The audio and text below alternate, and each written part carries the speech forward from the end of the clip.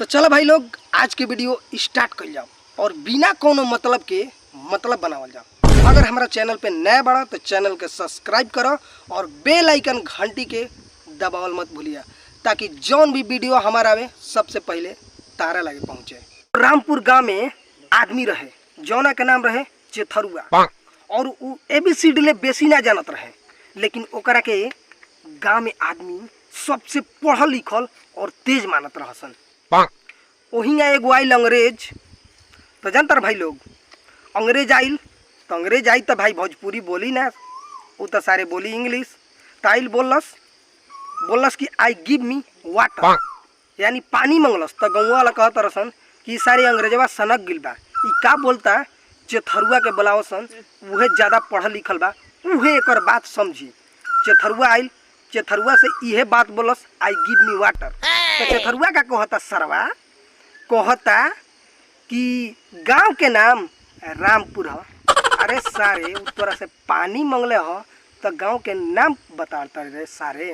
फिर खिसिया के अंग्रेज ओकरा के इंग्लिश में इडियट बोललस। तो चेथरुआ का कहता हमार नाम चेथरुआ ह।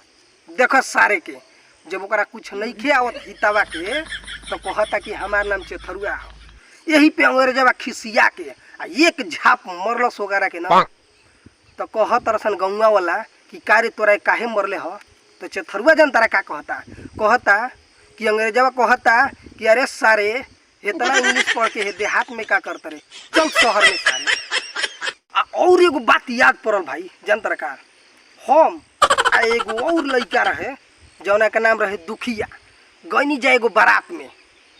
तो दुखिया कहता ए भैया देखो तो पंडाल में सब व्यवस्था लागल बा, अमीन चाउमीन बर्गर पिज्जा और वहाँ आइसक्रीमों के व्यवस्था लागल बा। तो दुखिया कहता ए भैया आइसक्रीम खाई। तो कहनी कि जो ना रे सारे खा ले। तो कहता ना तू ही चल। तो गईनी जीवनी आइसक्रीम खैला के बाद में का कहता ए भैया आइसक्रीमो निक लागता, एगो खोदनवा दिवा देना माइयो के ले जाई। तो कहनी रे सारे तू तो खाते बड़े माइयो के ले जीबे, चल दिवा दे तनी। गईनी एगो और आइसक्रीम दिवैनी तो आइसक्रीमवा देलस। तो आइसक्रीमवा थोड़ा बड़ा रहे। तो का कहता ये भैया आइसक्रीमवा ढेर बड़ बा, माई से ना सदी, हम ही खा जातनी। सारे कुकुर माई के नाम पर रछछाई बड़े रे सारे दुखिया। हाँ